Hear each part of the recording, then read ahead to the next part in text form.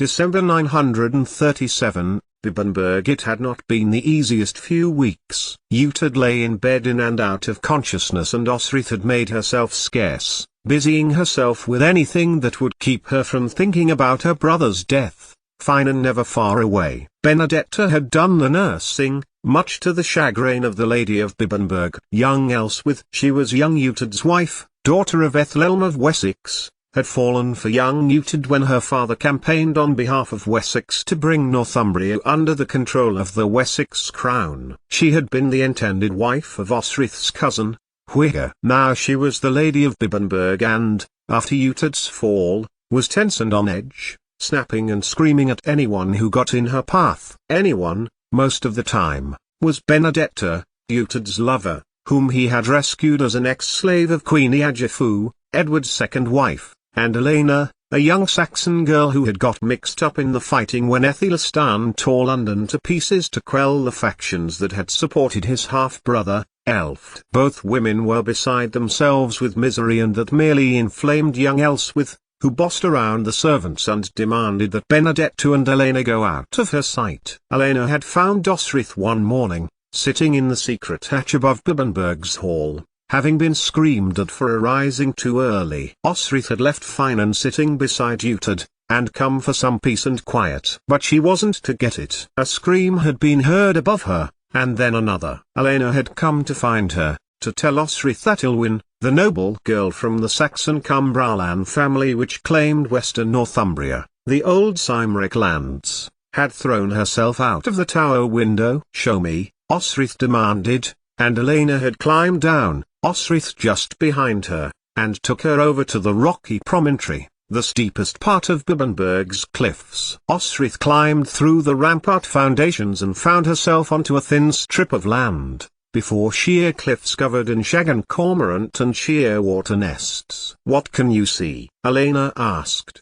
concern in her young voice. She was in her late teens and as precocious as she had been when Uhtred had brought her, with the other freed slaves from London, at the time of Ethelstan's coronation. "Little," she told the girl. "I can't get her, or the parts of her she could see." The girl must have been dreadfully unhappy to have ended her life in that way, and Osrith sympathized. She at least had had the opportunity to flee Bibbenberg. This girl had been sent to a marriage with an old man to secure a land treaty, having been widowed at Bibbenberg, her husband fighting for Aethelstan. And Aethelstan had been clever to send her, to imply that Cumbraland was Saxon, and not part of Strathclyde, and certainly not part of the Cymric Britain lands that Osrith had been made aware that they were, hers and now her adopted daughter, Edra's. For if they had been, then Enlaf Guthfrithson, Ethelstan's enemy at Brunanburh, was acknowledged to now be their ruler. So Aethelstan had to be seen to show that a marriage alliance cemented the whole of the Northumbrian lands. "She cannot be recovered. I must go to young Uhtred,"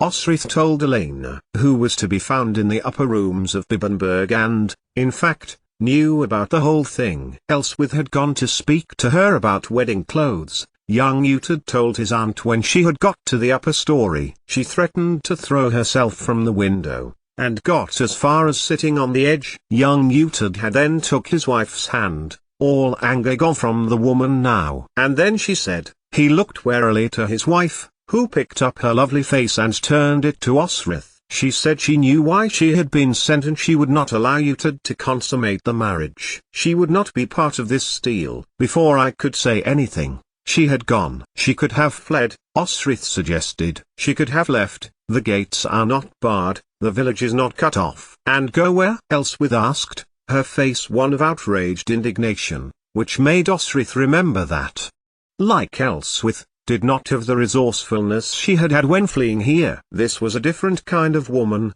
used to peace, used to finer things, not used to Norse raids, general upheaval and inherent disruption to life. Maybe Osrith expected more of than she could give. I will write to Aethelstan, and her father, young Uhtred said. Tell them of the tragedy. Tell them that she will be buried with care. Osrith looked doubtfully out of the window and down to the cliffs. Already the corpse was being recycled into seabird food. Not that my brother could consummate any marriage as it is, Osrith said to Finan that night. He looked at Osrith with sadness as they sat together outside on the ramparts of Bibbenberg. Osrith found it peaceful there, a habit born of years and years of watch duties. Even now, with Finan breathing close beside her, his breath making cold puffs of air in the night, she expected to be close to her warriors from Mercia, looking north for Norse and Dane attacks, or west for the Cymric, or south to see whether Wessex was their friend or their foe that night. Or else the Alba warriors, the Mormers, and her friend, Eswi, giving her advice, keeping her spirits up, making her think of home and Beric. It was he who had come to give her notice, ahead of the official guard, that Constantine was requisitioning the land and she and Finan were to be refugees. You know Aethelstan will likely blame me, she told Finan. You know he will think I would have ended my brother's chance to marry into Cumbraland and secure it for this country of England. I believe Aethelstan has it called England, Finan told her. As long as I don't have to be English, he added, vaguely. And he will have young Utud's written testimony, in place of his father, incapacitated as he is. Incapacitated, Osrith thought. Unable to make decisions on behalf of his land and his people, unable to be the lord of Bibbenberg, unable to stand to use a chamber pot or speak more than a few words together, and of these, many were incomprehensible. When they could be discerned, his mind was clearly on the deep past.